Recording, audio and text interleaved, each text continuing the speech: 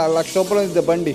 ఆ బండి ఆ పెట్రోల్ పోయి కొన్ని నీళ్లు పోసేమనుకోండి, వేరే పెద్దోళ్ళు చూసి ఏమంటారు తెలుసా? ఎరా నీకు బుద్ధి లేదా? ఏమంటారు? ఏరా నీకు బుద్ధి లేదా? ₹1,00,000 పెట్టి నువ్వు బండి కొన్నావు, ₹1,00,000 పెట్టి నీ బండి కొన్నావు, ఆ బండిలో పోయవలసింది పెట్రోల్ నీళ్ళు కాదురా అని చెప్పేసి ఏం చేస్తారు తెలుసా? తిట్టేవారు ఉంటున్నారండి.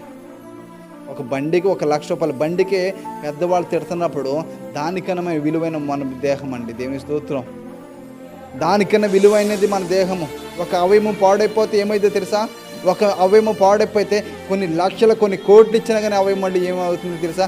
దాన్ని ఏం చేయండి, రీఫిట్టింగ్ అని చేయలేకపోతున్నారు. అటువంటి దేహాన్ని మనం ఏం చేయాలి తెలుసా? చాలా జాగ్రత్తగా కాపాడుకునే వారు ఉండాలి. కానీ కాపాడుకుంటున్నారా?